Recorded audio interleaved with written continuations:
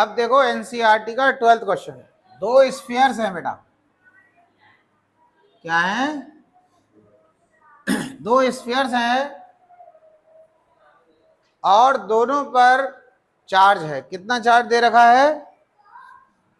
6.5 10⁻⁻7 coulomb.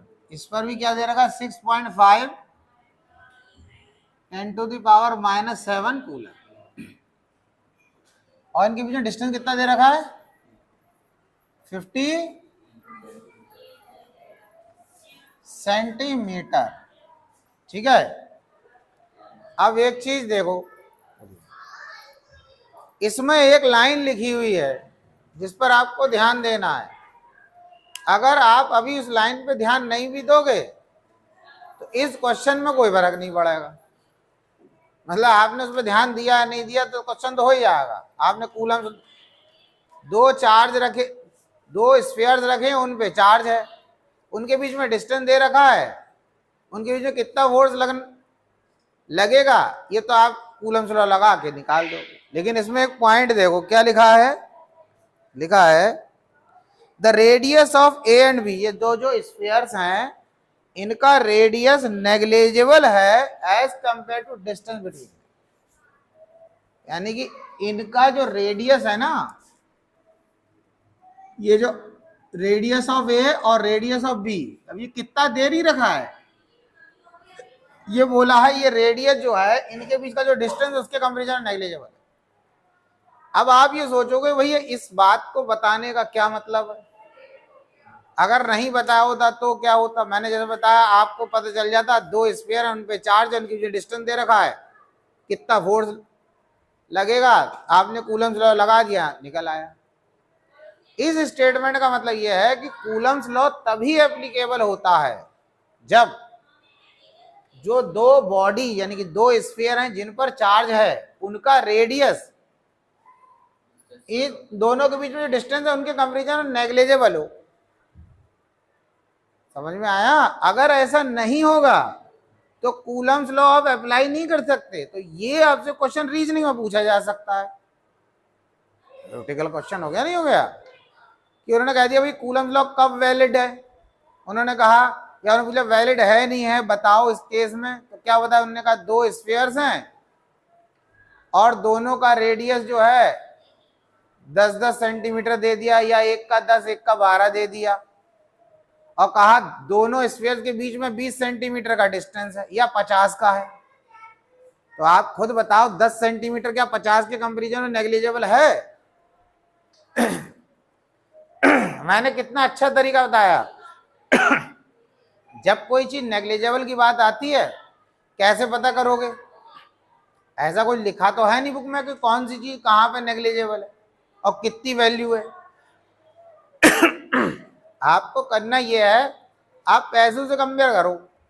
आप ये सोचो कि मैं सामान खरीदने गया हूं, 50 रुपए का सामान खरीदा मैंने, अब मैं क्या कह रहा हूं कि इनका रेडियस एक का 10 या 12, 10 ले लो 12 ले लो कोई फर्क नहीं मिला, कम वाला ले लो चलो 10, और दोनों के बीच में डिस्टेंस कितना? 50 सेंटीमीटर। अब आप सोचो 50 रुपए का सामान खरीद रहा हूं, 10 रुपए उससे बोलूंगा छोड़ दे, छोड़ देगा? आसपास की दुकान पे सामान लेते हो, देख लो, अगर छोड़ दे नहीं छोड़ेगा। समझ में आया? लेकिन वहीं आप अगर 5,000 रुपए का सामान ले रहे हो या 500 रुपए का सामान ले रहे हो, कम से कम 500 का तो लोगे ही, तो 10 रुपए छोड़ देगा। और ये मैंने पहले बताया मॉल की बात नहीं कर रहा हूं, वहां 1 रुपया भी नहीं छोड़ेगा। क्यों? क्योंकि भैया उसे हिसाब देना है। अगर वो ऐसी किसी के 2 रुपए 1 रुपए छोड़ता रहा तो पता चला शाम तक तो उसके पास तो 1,000 रुपए का, वो कहेगा जितनी तनख्वाह उतने पैसे कट जा रहे हैं, वो नहीं छोड़ेगा। वहां बात नहीं, जो मालिक है दुकानदार है वो तो छोटा बड़ा उसकी बात नहीं है, छोटी कोई भी दुकान पे बेच। तो ये एक तरीका है, कोई भी चीज 50 रुपए क्या मैं कह रहा हूं 500 रुपए भी नेग्लिजिबल हो सकते हैं। कैसे? अब आप कोई प्रॉपर्टी डीलिंग कर रहे हो, वहां पे आप 5-10 लाख की चीज खरीद रहे हो, अब 5 लाख की खरीदोगे तो 500 रुपए है तो नहीं मैं तो 500 लूंगा तब दूंगा, ऐसा थोड़ी होगा। यहाँ 5 लाख रुपए दे रहा होगा 500 दूंगा, अरे वो कहेगा अरे छोड़ो यार। तो ये तरीका है, आप खुद सोच लो कि भाई इतने पैसे इतने का मैं सामान ले रहा हूँ तो इतने छोड़ सकता है, वो ही नेग्लिजिबल खुद आपको खुद बदल जाएगा। बहुत आसान तरीका बता रहा हूँ, ठीक है ना? ठीक है। अब मैं ऐसे तो कोई वैल्यू नहीं बता सकता कि ये इतनी वैल्यू नेग्लिजिबल है, ऐसा तो कोई पैरामीटर है, क्योंकि वो कंपेरिजन में नेग्लिजिबल है कि कहीं पर 10 रुपए भी नेग्लिजिबल नहीं है, कहीं 500 रुपए नेग्लिजिबल हो जा रहे हैं। तो वो नेग्लिजिबल किस पे डिपेंड कर रहा है कि जो अमाउंट पे डिपेंड कर रहा है। अब 5 लाख पे 500 की बात करो तो नेग्लिजिबल, समझ में आया। अब 50 रुपए में 10 रुपए की बात करोगे भैया, वो 10 रुपए भी नहीं नेग्लिजिबल बनना है, ये चीज। तो ये चीज समझ में आ गई। अब क्या करना है, इसमें 2 पार्ट दे रखे हैं, हम पहला पार्ट कर लेते हैं। तो पहले तो हम इन दोनों के बीच में कितना फोर्स लगेगा वो निकाल ले। तो कूलम्स लॉ का तो समझ गए, कूलम्स लॉ कब वैलिड है, जब दो स्फीयर्स हैं या कोई भी 2 बॉडीज, क्यूबिकल बॉडी है या किसी दूसरे, तो उनका जो साइज है, वो साइज या रेडियस, उनका डायमीटर, या क्यूबिकल है तो उनका डायगोनल, एक तरीके से वो कैसा हो। वैसे तो आप देखो, एक काम करो, आप उसके चक्कर में मत रहो, तो क्यूबिकल में फिर आपको कंफ्यूजन होगा। आप ये मानो, सबसे सिंपल आसान, 2 स्फीयर्स हैं, अगर उनका रेडियस, उनके बीच में जो डिस्टेंस है, उसके कंपैरिजन में नेग्लिजिबल है, ठीक है। 2 स्फीयर्स हैं, उनका रेडियस, उनके बीच में जो डिस्टेंस, उनके कंपैरिजन नेग्लिजिबल है, कूलम्स लॉ लग जाएगा। और अगर वो नेग्लिजिबल नहीं तो कूलम्स लॉ नहीं लगेगा। समझ में आ गई बात। अब F इक्वल टू कितना हो गया, K Q1 Q2 upon R। अब क्या करना है, K की वैल्यू आपको पता है 9 into 10 to the power 9, Q1 6.5 into 10 to the power minus, Q2 6.5 10 to the power minus. अब एक चीज समझो, ये दोनों चार्ज सेम इक्वल है, क्योंकि Q1 किसके बराबर है, Q1 Q2 के बराबर। हम इन दोनों की जगह क्या लिख सकते हैं, Q लिख सकते हैं। बात समझ आ रही है। और डिस्टेंस कितना हो गया, 50।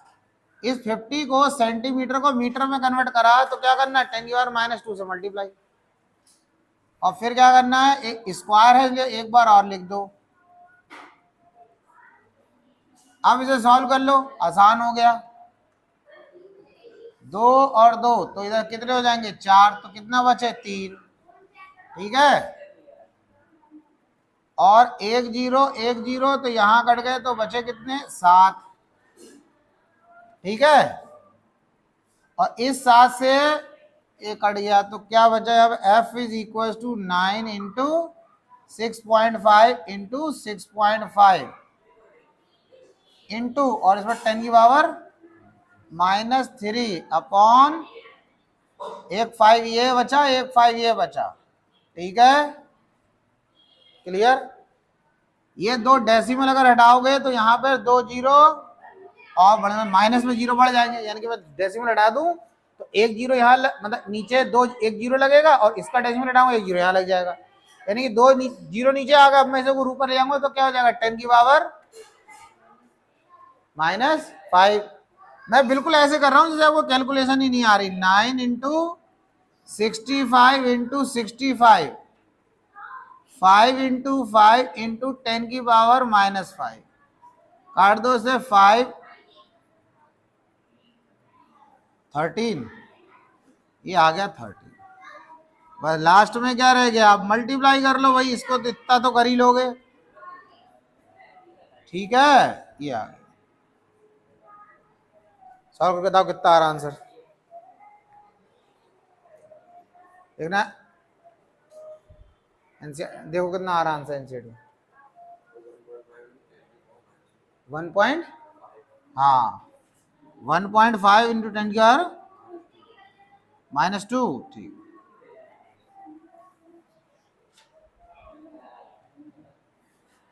ये -2 इसलिए आ जाएगा बेटा, मैं एक बार बता दूं, ये यहाँ तो -5 है, डेसिमल जब राइट हैंड साइड शिफ्ट करोगे, अब आपको लग रहा है डेसिमल तो है नहीं, भाई कोई भी नंबर होता है उसके बाद तो डेसिमल ही मान लेते, उसके बाद तो डेसिमल ही होता है, तो जब इधर शिफ्ट करोगे तभी आ जाएगी।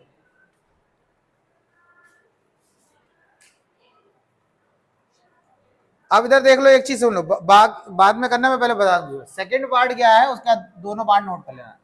सेकंड पार्ट में उन्होंने बोला है कि भाई ये जो चार्ज है ना दोनों पर, ये डबल कर दे रहे हैं, और डिस्टेंस जो है वो आधा कर दो।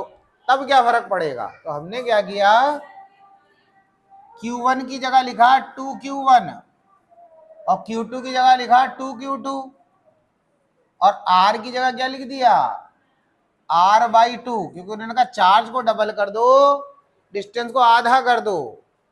अब ये R/2 करा, इसका स्क्वायर कर दिया तो क्या हो गया बच्चों, ये तो 2 × 2 4 हो गया और ये आ गया K Q1 Q2 upon R², और ये बचेगा 2 नीचे, इसका स्क्वायर होगा 4, और जब ये 4 ऊपर जाएगा तो क्या हो जाएगा, मतलब ये ऐसे हो जाएगा ना, ये हो गया। अब जब ये ऊपर जाएगा इसके साथ मल्टीप्लाई में हो जाएगा, तो ये F = 16 K Q1 Q2 upon R²। F = 16। अब इसकी वैल्यू तो आप निकाल चुके, इसी की तो वैल्यू निकाली है ये, तो ये हो गया इंटू 1.5 इंटू 10⁻⁻²। अब इसे मल्टीप्लाई कर लो भाई, इसको कितना आ रहा है मल्टीप्लाई करके बताओ, देखो मल्टीप्लाई करके बताओ कितना आ रहा है।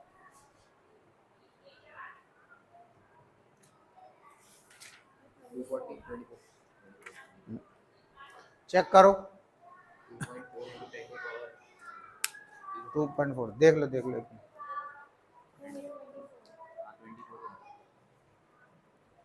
चेक कर लो ना, देखो एक बार चेक करने में कोई दिक्कत है नहीं, अगर आंसर चेक कर लो तो परेशानी क्या है। हाँ 24 ही आ रहा है, 0 अभी तो कितना आया, कितना है 24 आ रहा है, सही है 24। पहले बुक में देखो कितना लिखा है, 2.4 कहाँ लिखा है, 0.24 लिखा है। अब बुक, हाँ तो बुक में लिखा है 0.24, सिर्फ यही है आंसर, और न्यूटन लिखा है। तो देखो बच्चों एक चीज समझ लेना, अगर हम डेसिमल यहाँ पर है, अभी 24 आया ना, तो 24.0 लिख सकते हैं।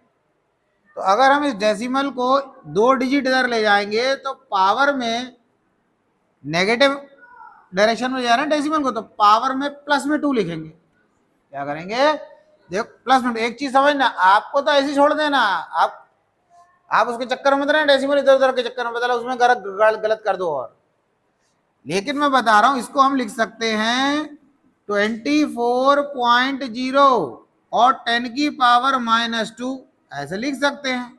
अब ये डेसिमल में जब 2 डिजिट लेफ्ट में ले जाऊंगा, वैसे हमारा आंसर ये है, फाइनल का काम खत्म। तो इसको लिखा 0.24, और जो पावर है ना, इसमें 2 डिजिट इधर ले गए ना डेसिमल, 4 और 2 के इधर लेफ्ट में तो यहाँ +2 लग जाएगा। तो जिसकी पावर 0 होती है वो तो 1 के बराबर होता है, तो 0.24 ही तो आ गया, बस ये हो गया। लेकिन मैंने आपसे क्या करा, आपका अगर जब ये आया तो यहीं पे ले, यही आंसर है। पता ना, आंसर तो सही लिया है, डेसिमल को इधर उधर करने के चक्कर में वो हो गया गलत, तो कोई फायदा नहीं होगा।